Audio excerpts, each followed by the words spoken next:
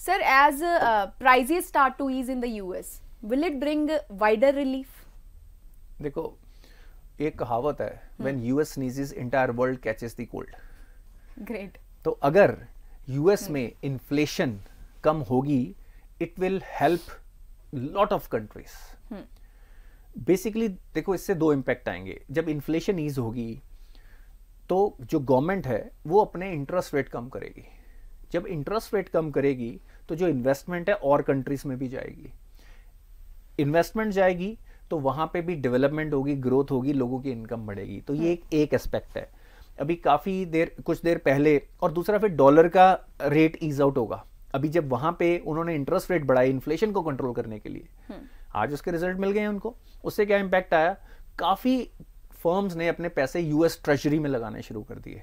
उससे लोगों ने, लेट्स से मैं इंडिया का एग्जांपल लूं, हम इंडिया के कॉन्टेक्स्ट में इसको देखते हैं, पैसा खींचा तो डॉलर की डिमांड बढ़ी.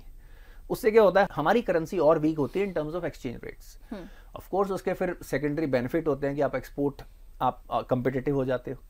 तो मेरे को ये लगता है कि जो यूएस ने जो टारगेट्स लिए हैं वो एक्सपेक्ट कर रहे हैं. हालांकि मेरे को लगता नहीं है कि वो 3% 2023 के एंड तक, क्योंकि 8% से ऊपर उनकी इन्फ्लेशन थी जो अनप्रेसिडेंट थी उनकी हिस्ट्री में. डेवलप्ड कंट्रीज में इतनी इन्फ्लेशन नहीं होती है.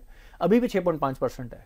तो मेरे को लगता है कि अगर इन्फ्लेशन वहां पे 4% तक जाती है तो वो अपने इंटरेस्ट रेट कम करेंगे, क्योंकि उन्होंने जब से इंटरेस्ट रेट बढ़ाए हुए हैं उससे क्या होता है, इन्वेस्टमेंट कम हो जाती है.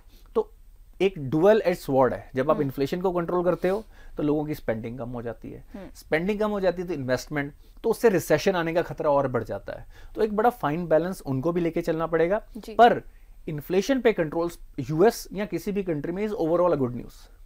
और ये इन्फ्लेशन काफी एक्सटर्नल शॉक्स के कारण थी, स्पेशली विद यूक्रेन वॉर और कोविड के कारण. एक कॉन्टिन्यूसली वर्ल्ड एक टर्मोइल में चल रहा है, जिसके कारण काफी कंट्रीज को भी यह समझना पड़ेगा कि उनको अपनी सप्लाई, जो मैं अभी भी बात कर रहा था, कि अपनी सप्लाई चेन्स को थोड़ा सा रिस्क फ्री करना पड़ेगा, उसको थोड़ा इंटरनलाइज करना पड़ेगा. तो मेरे को ये लगता है कि this is something which is a good news for the world economy as such.